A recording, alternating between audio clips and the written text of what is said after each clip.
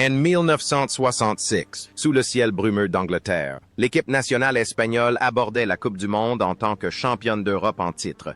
Euro 1964. Forte d'un effectif mêlant vétérans aguerris ayant dominé l'Europe avec le Real Madrid et jeunes talents au sommet de leur art, la Roja était attendue au tournant. Son style de jeu, fondé sur une technique individuelle raffinée et un esprit combatif exemplaire, incarnait l'apogée du football espagnol en club. Si le résultat final ne fut pas à la hauteur des espérances, avec une élimination dès la phase de groupe, cette génération de joueurs, surnommée la génération Yéyé du Real Madrid, aux côtés de stars ayant rejoint l'Italie, laissa une empreinte indélébile. Près de 60 ans se sont écoulés depuis cet été en Angleterre, et le temps, tel un fleuve impétueux, a importé la jeunesse de ces jeunes hommes. Certains sont devenus des légendes immortelles, d'autres ont choisi une vie de retraité, et d'autres encore reposent désormais en paix. Arrêtons-nous un instant sur le parcours tumultueux de ces âmes qui ont fait naître le fier rouge de l'Espagne en 1966.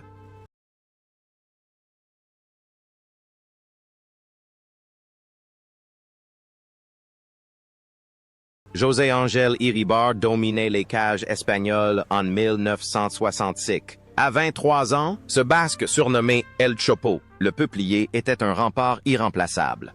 Avec sa taille idéale, son envergure impressionnante et son calme remarquable, Iribar ne se contentait pas de capter le ballon. Il régnait sur l'espace avec une rare aisance. Lors de ce tournoi, malgré l'élimination précoce de l'Espagne, Iribar disputa l'intégralité des 270 minutes, faisant preuve de réflexes exceptionnels et orchestrant la défense, devenant un soutien moral indéfectible pour ses coéquipiers face aux assauts féroces de l'Argentine et de l'Allemagne de l'Ouest. Après la Coupe du Monde, 1966, la carrière d'Iribar devint synonyme d'une fidélité inébranlable à l'Athletic Bilbao. Il devint une légende vivante au stade San Mamés, détenant le record du nombre de matchs joués dans l'histoire du club pendant 18 saisons. Mais Iribar était bien plus qu'un simple joueur. Il était un symbole de la fierté basque. Son image, brandissant l'Ikurriña, le drapeau basque, sur le terrain, en 1976, alors que celui-ci n'était pas encore pleinement légalisé après la dictature, marqua un tournant historique et fit de lui un héros dans le cœur des Basques. Après sa retraite de footballeur, Iribar ne quitta pas le monde du sport, mais se tourna vers l'entraînement et la représentation du club. Sa vie fut un exemple de dévouement, loin des scandales et des paillettes. Il vécut simplement et humblement, à l'image de son style de jeu. Le calme et la constance de Iribar dans les buts semblaient refléter parfaitement sa vie. Sur le terrain, il était le gardien le plus fiable, Andy Hoare. Il était le gardien de la flamme de l'identité et de la culture de sa patrie. Iribar est la preuve qu'un grand joueur n'a pas besoin d'être flamboyant, mais seulement de sincérité et de loyauté. Aujourd'hui, à 81 ans, José Ángel Iribar vit toujours en pleine forme au Pays Basque. Il est une figure familière des tribunes du stade San Mamés, respecté par des générations de joueurs et de supporters comme un père spirituel vénéré. Ses cheveux ont blanchi, mais le regard déterminé de El Chopo reste intact, suivant du regard chaque pas de l'équipe qu'il a aimé toute sa vie. José Martínez Sánchez, dit Piri, arriva à la Coupe du Monde 1966 à 21 ans, animé d'une grande passion. Il marqua le but de la victoire contre l'Argentine, un but qui illustra son courage et son sens de l'opportunisme exceptionnel. Piri n'était pas un joueur flamboyant. Il incarnait l'esprit du guerrier, le courage. L'image de Piri jouant avec une clavicule cassée ou une forte fièvre les années suivantes devint un symbole de courage, garra, dans le football espagnol. Ce qui est le plus remarquable chez Piri, c'est le chemin qu'il a emprunté après avoir quitté les terrains de football. Il a entrepris secrètement des études de médecine tout en continuant à jouer au plus haut niveau, chose impensable pour un footballeur. Après sa retraite, Piri est devenu médecin à part entière et a rejoint l'équipe médicale du Real Madrid. Il a épousé la célèbre actrice Sonia Bruno, formant un couple emblématique du monde du spectacle et du sport de l'époque. La vie de Piri est un parfait équilibre entre intelligence et force, entre le glamour des terrains de football et le dévouement discret d'un médecin. Le lien entre Piri sur le terrain et Piri en dehors est celui de la guérison et de la protection sur le terrain. Il utilise sa force pour défendre les cages en tant que médecin. Il met son savoir au service des jeunes joueurs. C'est un guerrier au grand cœur, un héros sur et en dehors du terrain. Aujourd'hui, à 79 ans, Piri continue de contribuer inlassablement au sport. Après le départ d'Amancio, il a été élu président d'honneur du Real Madrid. Il conserve sa dignité, son intelligence vive et constitue un véritable livre d'histoire vivant, témoin des périodes les plus glorieuses du football espagnol. Sa vie est la preuve éclatante que les footballeurs peuvent tout à fait devenir de grands intellectuels de la société. Amancio Amaro, surnommé El Brujo, le magicien, était la star incontestée de l'attaque espagnole à 26 ans, en Angleterre en 1966. Auteur du but décisif contre la Suisse. Ses dribbles éblouissants et magiques sur l'aile droite constituaient l'arme la plus redoutable de la Roja. Amancio jouait avec l'improvisation d'un artiste de rue et l'efficacité d'un tueur. Il incarnait la génération yéyé avec un style juvénile, libre et captivant. La carrière d'Amancio continua de s'épanouir, culminant avec le titre de Pichichi, meilleur buteur de la Liga et un rôle crucial dans l'histoire du Real Madrid. Mais son influence ne se limita pas au terrain. Après sa retraite, il devint le mentor de la légendaire génération de la Quinta del Buitre, les Vautours, des années 1980, en dirigeant l'équipe de jeunes du Castilla. C'est le magicien Amancio qui forgea des joueurs comme Butragueño et Michel. Sa vie personnelle était intimement liée à sa passion débordante pour le football. C'était un homme joyeux et plein de vie, toujours apprécié pour sa générosité, typiquement galicienne. Le talent d'Amancio et sa capacité à inspirer sur le terrain se retrouvent pleinement dans son rôle de professeur. Il ne se contente pas d'enseigner la technique. Il insuffle à ses élèves confiance et passion pour le football. Amancio vit comme il joue, en recherchant constamment la beauté et la créativité dans chaque situation. Cependant, une triste nouvelle est tombée en ce jour de printemps. Le 21 février 2023, Amancio Amaro s'est éteint à l'âge de 83 ans, un an seulement après sa nomination comme président d'honneur du Real Madrid. La disparition du magicien laisse un grand vide, mais la magie qu'il a insufflée sur le terrain et sur le banc de touche restera à jamais une légende qui se transmettra de génération en génération. Lors de la Coupe du Monde, 1966, Ignacio Zoco, de l'Espagnol, incarnait la force et la ténacité au milieu de terrain espagnol. À 26 ans, du haut de son gabarit et avec sa grande envergure, Zoco était tel un roc protégeant de la défense. Il a disputé l'intégralité des 90 minutes lors des 3 matchs, se concentrant sur ses tâches défensives, ses tacles et ses récupérations de balles, sans jamais chercher à impressionner. Zoco était un gardien fidèle, offrant un tremplin à des joueurs comme Amancio et Suarez pour s'épanouir. Sa solidité et sa discipline étaient des caractéristiques typiques du Real Madrid de l'ère du yéyé. La carrière de Zoco fut entièrement consacrée au maillot blanc du Real Madrid jusqu'à sa retraite. Mais ce dont le public se souvient surtout, c'est de son mariage de conte de fées avec la célèbre chanteuse Maria Hostiz. L'association d'un footballeur robuste et puissant et d'une chanteuse douce et raffinée forma un couple emblématique, digne des Beckham et Victoria. À l'Espagnol dans les années 1970, Zoco était connu pour sa politesse et son humilité. Après sa retraite de joueur, il choisit de ne pas devenir entraîneur, mais occupa le poste de délégué de match du Real Madrid pendant près de 20 ans. Il était l'homme qui accueillait les joueurs dans le tunnel, un symbole d'hospitalité et de tradition du club. La vie de Zoco présente un contraste saisissant. Sur le terrain, il était un rock, du rythme inébranlable, Andy Hoare, un mari romantique et un manager attentionné et chaleureux. Il a consacré sa vie au service des autres, des tâches défensives sur le terrain à la gestion de son foyer jusqu'à un âge avancé. Cependant, ses parcours exceptionnels prit fin le 28 septembre 2015. Ignacio Zoco s'éteignit à l'âge de 76 ans après une longue maladie. Son décès, peu après qu'il eut quitté ses fonctions de représentant du club lors des matchs, plongea les supporters du Real Madrid dans le désarroi. Il nous quitta, laissant derrière lui l'image d'un pilier de la vieille garde resté fidèle jusqu'à son dernier souffle. Luis Suarez Miramontes, dit Luisito, fut le seul joueur espagnol de classe mondiale à évoluer à l'étranger, à l'Inter Milan, lors de la Coupe du Monde 1966. À 31 ans, il était le seul Ballon d'Or 1960 de l'histoire du football masculin espagnol né en Espagne, sur le terrain anglais. Suarez était le maître à jouer, celui qui donnait le rythme au jeu, distribuant le ballon avec des passes longues d'une précision millimétrée. Il jouait de la tête, avec élégance et grâce, un contraste saisissant avec la fougue de ses coéquipiers. La carrière de Suarez est indissociable de la glorieuse époque du Grand Inter en Italie. Après sa retraite de joueur, il devint un entraîneur talentueux, puis un commentateur sportif perspicace. Il vécut la majeure partie de sa vie à Milan, où il était vénéré comme un saint. Suarez était un homme franc, n'hésitant pas à dire les choses telles qu'elles sont, tout en conservant une élégance naturelle. Il mena une vie prospère et épanouie, mais ressentit parfois la solitude, rongé par le mal du pays, car il fut l'expatrié le plus titré de l'histoire du football espagnol. La finesse et la clairvoyance de Suarez sur le terrain reflètent parfaitement sa personnalité en dehors. Un homme réfléchi qui perçoit toujours ce que les autres ne voient pas.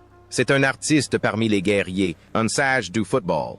Cependant, toute belle mélodie a une fin. Le 9 juillet 2023, quelques mois seulement après la disparition de son coéquipier Amancio, Luis Suarez s'est éteint à Milan à l'âge de 88 ans. La mort du génie du jeu a été une perte immense, non seulement pour l'Espagne et l'Italie, mais pour le monde du football tout entier. Il a emporté avec lui dans l'au-delà les secrets de passes intemporelles et la pure beauté d'un football offensif. Francisco Paco Gento était une figure emblématique, une légende vivante, même en pleine carrière. À 32 ans, capitaine de l'équipe, Gento incarnait le lien entre le glorieux passé des années 1950 et le présent.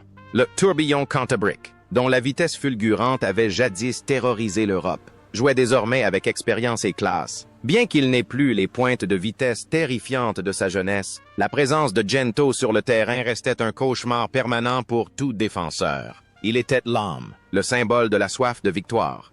Après la Coupe du Monde, 1966, Gento continua de s'y consacrer au Real Madrid pendant quelques années avant de prendre sa retraite, avec un record sans précédent, celui du seul joueur de l'histoire à avoir remporté 6 Coupes d'Europe. Après sa carrière, Gento mena une vie paisible et fut très respecté. Il ne se lança pas dans une carrière d'entraîneur de haut niveau, mais œuvra comme ambassadeur, puis comme président d'honneur du Real Madrid après le décès de son ami Alfredo Di Stefano. Malgré son palmarès exceptionnel, Gento mena une vie exemplaire et humble. Il parlait rarement de lui-même, préférant toujours se concentrer sur ses coéquipiers et sur l'équipe dans son ensemble.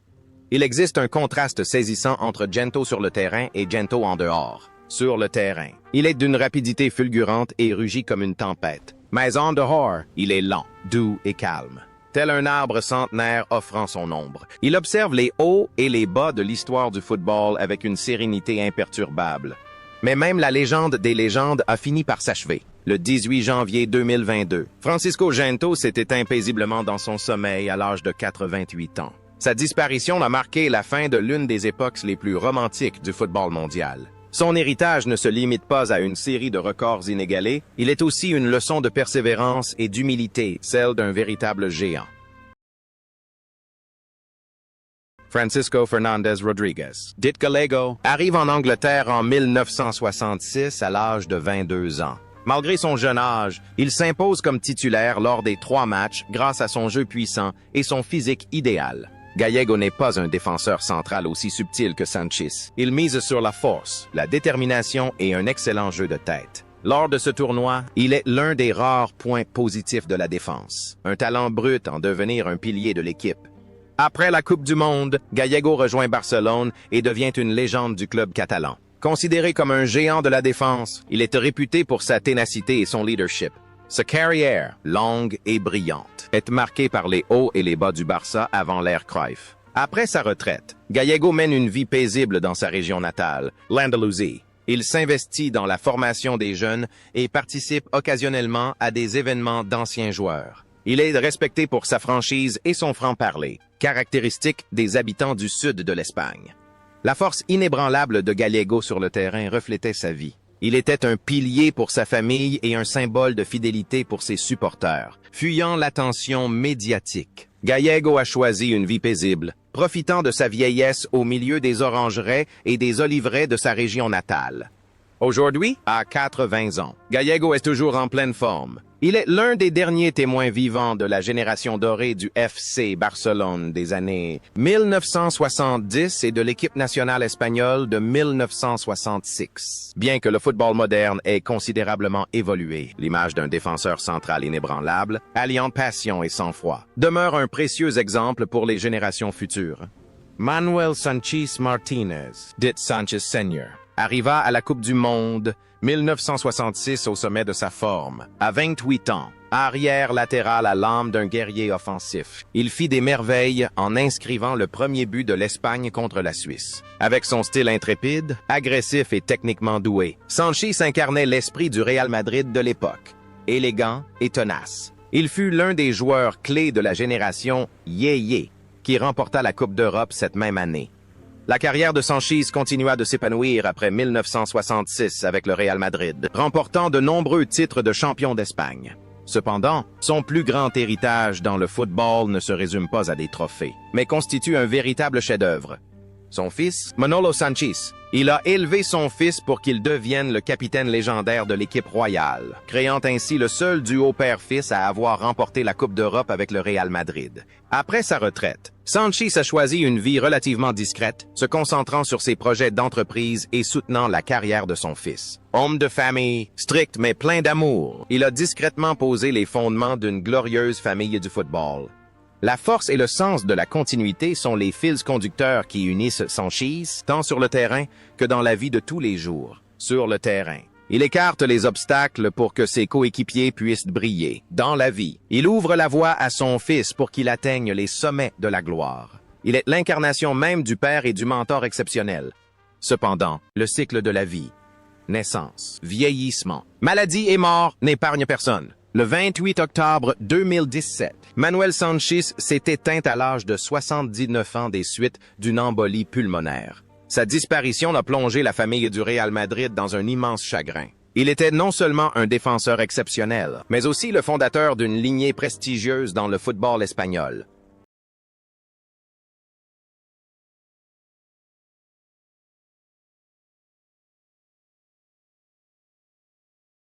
Luis del Sol Cascajares, surnommé Sept Pulmoni, Sept Poumons par les Italiens, fut l'infatigable moteur de l'Espagne lors de la Coupe du Monde 1966. À 31 ans, Del Sol était déjà une star qui s'était fait un nom à la Juventus. Il insuffla une énergie débordante au tournoi, se déplaçant sans cesse sur le terrain et assurant la liaison entre la défense et l'attaque. Malgré l'élimination précoce de l'Espagne, la combativité et la ténacité de Del Sol lors des 2 matchs qu'il disputa restent indéniables.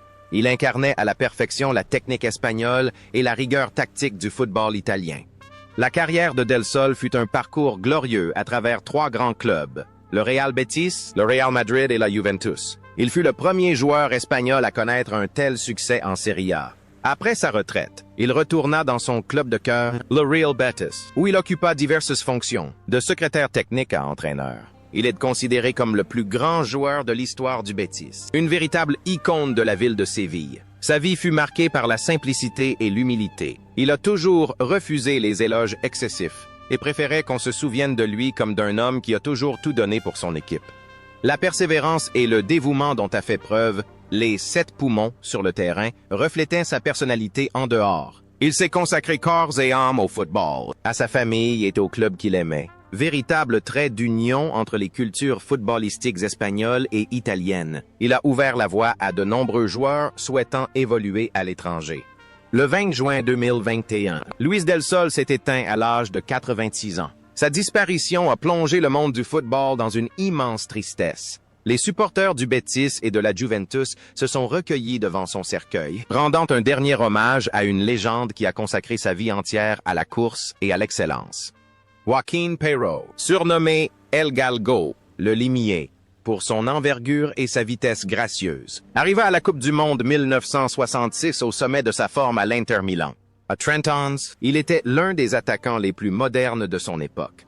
Grand, techniquement doué et d'une intelligence remarquable. Lors des 2 matchs disputés en Angleterre, Peiró fit preuve d'une grande finesse dans sa maîtrise du ballon, apportant une touche flamboyante et romantique au jeu de son équipe. Il faisait partie de la légendaire équipe du Grand Inter, où il apprit à gagner grâce à une efficacité maximale. Après une brillante carrière de joueur en Italie et à l'Atlético Madrid, Peiró est devenu un entraîneur très performant, notamment lors de son passage à Malaga et sa victoire en Coupe Intertoto. Il était réputé pour son attitude distinguée sur le banc de touche. Calme, réservé, mais d'une incroyable perspicacité. En dehors des terrains, Peiró était un homme de famille, menant une vie privée et évitant toute polémique. Ses joueurs le respectaient comme une figure paternelle et un mentor avisé. Il a toujours été convaincu que le football était un sport d'intelligence et non de simple force brute. L'élégance et l'intelligence du limier sur le terrain se traduisaient par une grande lucidité et un sang-froid remarquable dans la vie. Il ne laissait jamais ses émotions l'emporter sur la raison, conservant toujours un équilibre admirable. Perrault est un modèle de joueur qui a su réussir sa reconversion après sa retraite, préservant sa réputation grâce à son caractère exemplaire. Le parcours de cet homme élégant s'est toutefois achevé le 18 mars 2020. Joaquín Perrault s'est éteint à Madrid à l'âge de 84 ans, après une longue maladie. Son décès, survenu en pleine pandémie, a accentué la profonde tristesse qui l'entoure. Le football espagnol a perdu l'un de ses plus grands fils, un homme qui insufflait de l'élégance à chacun de ses gestes sur le terrain.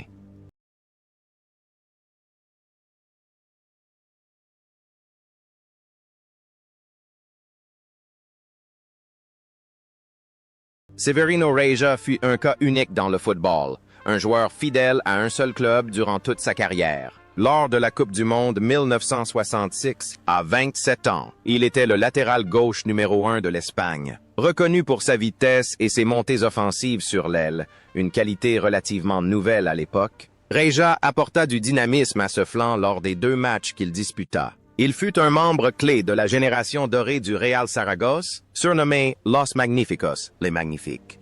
Après son échec en Angleterre, Reja a consacré toute sa carrière à Saragosse jusqu'à sa retraite. Il a refusé de nombreuses offres alléchantes de grands clubs comme le Real Madrid et Barcelone pour rester fidèle à son équipe de cœur. Après sa retraite, Reja n'a pas entamé de carrière d'entraîneur, mais a choisi une vie paisible loin des projecteurs. Il est devenu un supporter inconditionnel, suivant toujours son équipe depuis les tribunes. Sa vie est un hymne à la fidélité et au contentement.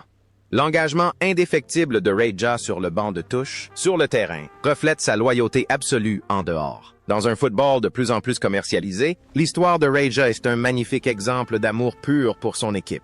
Il n'avait pas besoin de titres prestigieux pour marquer les esprits. On se souvient de lui pour avoir donné son cœur à un seul endroit.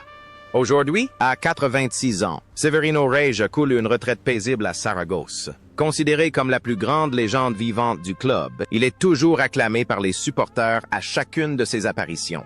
Il est la preuve que le bonheur ne réside pas toujours dans la conquête du monde, mais dans le fait de vivre pleinement là où l'on se sent chez soi.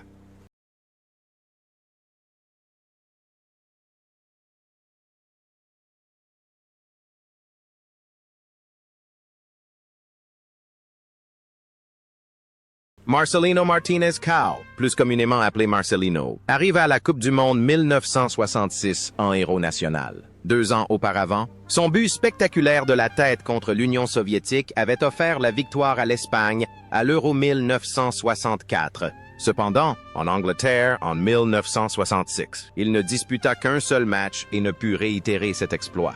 Néanmoins, son talent d'attaquant redoutable, son excellent placement et son jeu de tête lui valurent le respect de ses adversaires. Avec Reja, il formait l'un des fleurons des Magnifiques de Saragosse.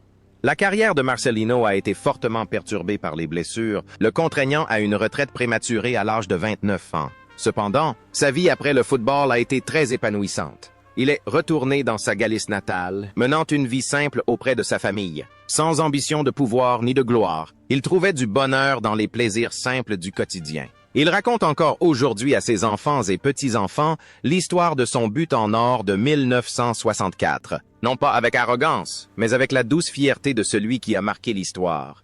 Le coup de génie de Marcelino sur le terrain contrastait fortement avec sa vie paisible. Il avait mis toute sa gloire dans cette tête, des années auparavant, avant de choisir de se retirer et de vivre comme un homme ordinaire. C'était un héros sans cape, un homme qui avait fait la joie de toute une nation, mais qui avait choisi la solitude.